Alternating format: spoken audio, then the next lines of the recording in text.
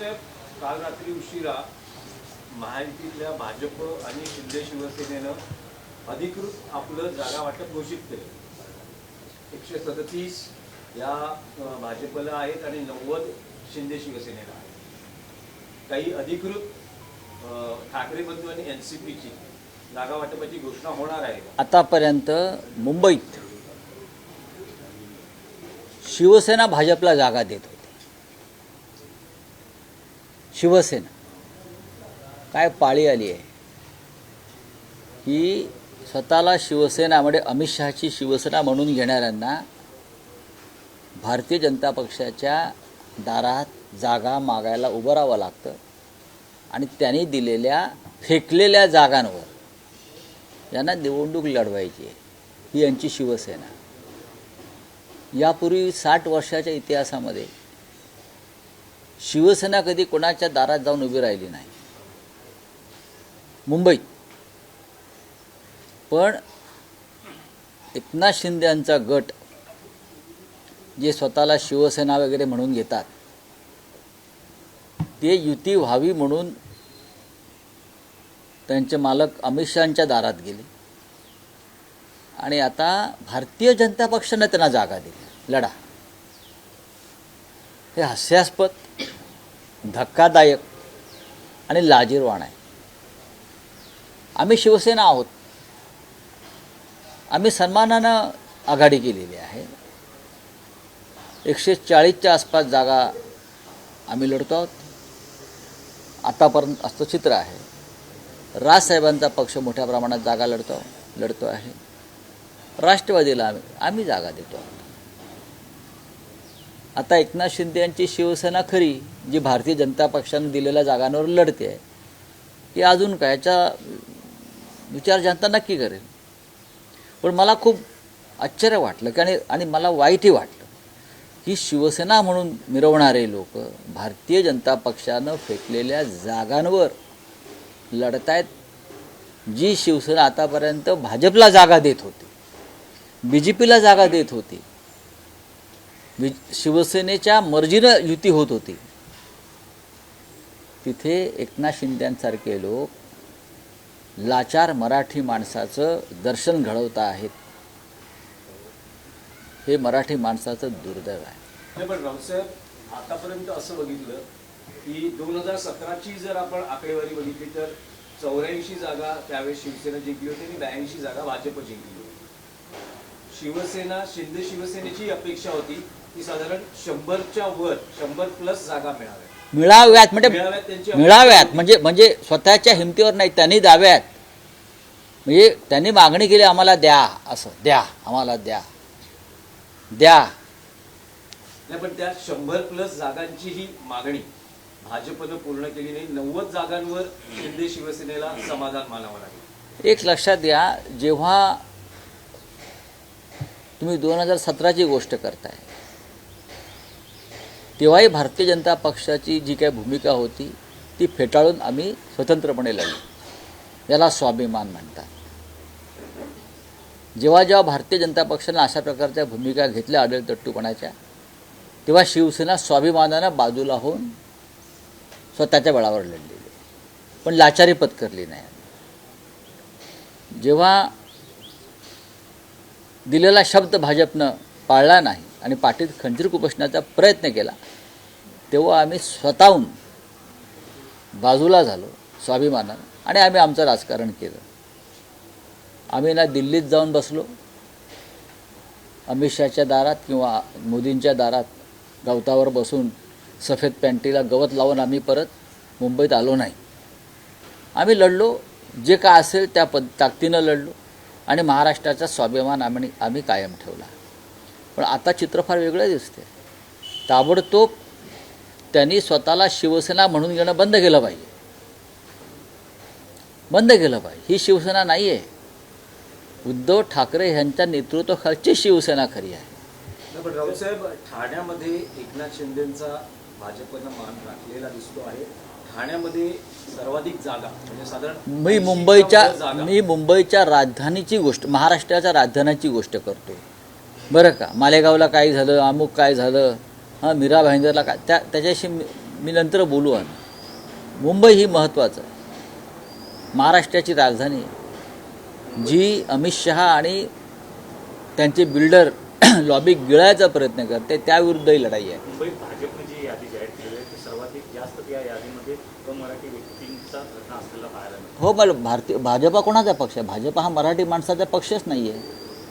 भाजपा आणि महाराष्ट्राच्या अस्मितेचा, मुंबईच्या अस्मितेचा, मराठी स्वाभिमानाचा भारतीय जनता पक्षाचा काडी मात्र संबंध नाही. त्याच्यामुळे त्यांच्या यादीमध्ये परप्रांतीयांचा भरणा असेल तर त्यात आश्चर्य वाटण्यासारखं काय आहे? आपल्याकडून उमेदवारी जाहीर केल्यानंतर बरीचशी नाराजी देखील होताना पाहायला मिळते. वरळीमध्ये ते उद्धव ठाकरे यांना मध्यस्थी करावी लागली, तिथल्या नाराजांना बोलवून ते होत असतं ना, असं होत असते. एकापेक्षा जास्त इच्छुक असले काही ठिकाणी तर सर्वच पक्षांमध्ये ही अशा प्रकारचं वातावरण असतं. ते आता उद्या संध्याकाळपर्यंत पूर्णपणे निवळून जाईल. रावसाहेब, पुण्यात आणि पिंपरी चिंचवडमध्ये दोन्ही एनसीपी एकत्र आहेत. त्यांचं मी स्वागत करतो. या पलीकडे माझ्याकडे शब्द नाही. बऱ्याच ठिकाणी पण असं भाकीत वर्तवलं जात आहे की पुणे आणि पिंपरी चिंचवड दोन्ही एनसीपी एकत्र आहेत आणि महापालिका निकालानंतर महाराष्ट्राच्या राजकारणातही आणि देशाच्या राजकारणातही काही मोठे निर्णय दोन्ही एनसीपी मिळून घेऊ. काय मोठा निर्णय असू शकतो? काय मोठा निर्णय म्हणजे असा काय मोठा निर्णय असू शरद शकतो? पवारांनी एनडीए बरोबर जाणं. नाही, नाही, हा मी मोठा निर्णय मानत नाही. शरद पवारांनी एनडीए हा मी मोठा निर्णय मानतच नाही आम्ही. आणि पवारसाहेब असं करतील असं मला वाटत नाही. पवारसाहेबांची विचारसरणी पुरोगामी विचारांचे ते नेते आहेत. त्यांनी जी पुरोगामी विचारधारा आहे, शाहू फुले आंबेडकर आणि जात्यंत शक्तीविरुद्ध जी लढाई महाराष्ट्रानं कायम केली, त्याचे सध्याचे शिलेदार आणि नेतृत्व शरद पवारांकडे आहे आणि आम्ही त्यांच्याकडे त्या दृष्टीनं पाहतो. त्याच्यामुळे असा वेडावाकडा विचारधारेविरुद्ध जाण्याचा निर्णय ते घेतील असं आम्हाला वाटत नाही त्यांच्या चाहत्यांना. पण राजकीय वर्तुळात अशी चर्चा आहे की यासाठी उद्योगपती गौतम अदानी मध्यस्थी करतायत. गौतम अडाणी म्हणजे महात्मा फुले नाही आहेत बरं का, किंवा संत गाडगे महाराज नाही आहेत. शरद पवारांचे सगळ्याच उद्योगपतींशी संबंध आहेत प्रेमाचे, त्यातले एक अडाणी आहेत. हो गया, चलो. दिल्ली में जानना चाहेंगे, कल बीजेपी ने बीएमसी चुनाव के लिए शिवसेना का ऐलान किया है, जिसमें 137 जगह पे बीजेपी चुनाव लड़ रही है, वही शिवसेना 90 जगह पे चुनाव लड़ रही है. इस फैसले को कैसे एक समय अभी तक ऐसा होता था मुंबई और महाराष्ट्र में कि शिवसेना हमेशा बड़ा भाई रहा और शिवसेना बीजेपी को सीटें देती थी मुंबई में. लेकिन ये पहली बार हुआ है. अमित शाह की जो शिवसेना है, मैं अमित शाह जी की शिवसेना मानता हूँ, उनको बीजेपी से सामने गिड़गिड़ा कर सीटें मांगनी पड़ रही है. ये शिवसेना नहीं है, उसे हम शिवसेना नहीं मानते.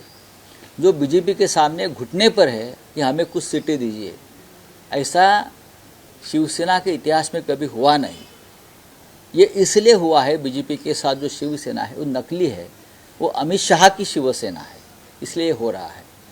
जब जब भारतीय जनता पक्ष ने कोई ऐसी भूमिका ली है संघर्ष की, तो हमने उनको छोड़ दिया है, क्योंकि हम शिवसेना है.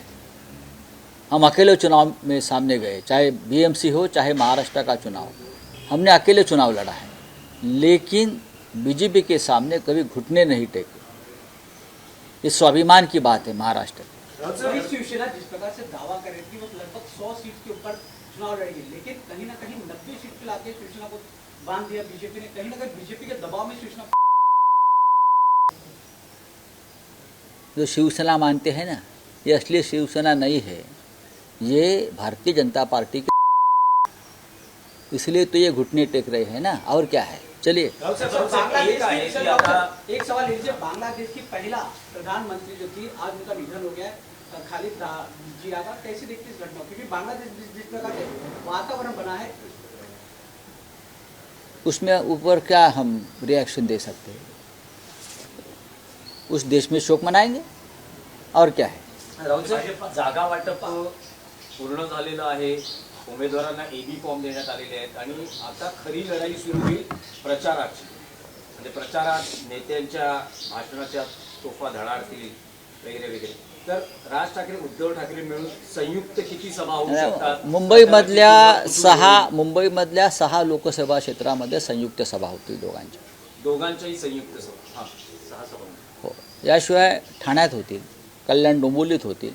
त्या संदर्भात नियोजन सुरू आहे. धन्यवाद. राव सर, एक सवाल जिस प्रकार से प्रचार चुनाव जब शुरू होगा, बीजेपी ने लगभग कई बड़े नेताओं का चुनाव प्रचार इसमें स्टार्ट कैबिनेट में, जैसे प्रधानमंत्री अमित शाह, यहाँ तक योगी आदित्यनाथ, कई बड़े बड़े लोगों का नाम. कैसे देखते इस प्रचार सभा को? क्या ज़रूरत है मुंबई में मोदी जी को आने की? क्या यहाँ की बीजेपी, यहाँ के मुख्यमंत्री सक्षम नहीं है प्रचार के लिए? योगी आदित्यनाथ क्यों आ रहे हैं? क्या संबंध है? और भी राज्य के मुख्यमंत्री आएंगे. यहाँ आप माहौल ख़राब करना चाहते हैं. आज किसी ने कहा है कि मुंबई में सिर्फ जय श्री राम का नारा चलेगा. हम मानते हैं मुंबई में जय महाराष्ट्र का नारा चलेगा. यहाँ नारा चलेगा तो जय महाराष्ट्र, जय भवानी, जय शिवाजी, ये नारा मुंबई में चलेगा. समझा? ये योगी आदित्यनाथ वगैरह वगैरह लोगों को लाकर आप अपनी कमज़ोरी दिखा रहे हो. आपके पास ताकत नहीं है.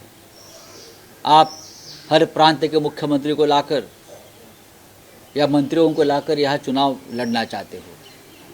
हम हमारे ताकद पर लड़ेंगे. राव साहेब, मराठी प्रश्न आहे की महापालिका निवडणुकांच्या प्रचारासाठी शक्यता आहे की देशाचे पंतप्रधान नरेंद्र मोदी यांचीही मुंबईत सभा होऊ शकते, अशी शक्यता व्यक्त केली. नाही, ते पुतीनलाही आणू शकतात. कारण पुतीनला त्यांनी अलीकडेच मिठी मारलेली आहे. ते पुतीनला सुद्धा आणू शकतात. ट्रम्पला विनंती करू शकतात. हे जागतिक पक्ष आहे ना हा. का तुमच्यात ताकद नाही का निवडणुका लढण्याची? तुम्ही मुंबई भाजपचे अध्यक्ष आहात, तुम्ही राज्याचे मुख्यमंत्री आहात. तुम्हाला योगी आदित्यनाथ कशा करता हवे? तुम्हाला इतर राज्याचे मुख्यमंत्री ते कशा करता हवेत? वातावरण बिघडवायला कशा करता? कोणीच नको इथे. ही निवडणूक आमच्या महाराष्ट्राची, मुंबईची, आम्ही लढू ना सगळे मिळून. कोणीतरी आज सांगितले की मुंबईत जय श्रीरामचे नारे देतो. काय संबंध आहे? जय श्रीराम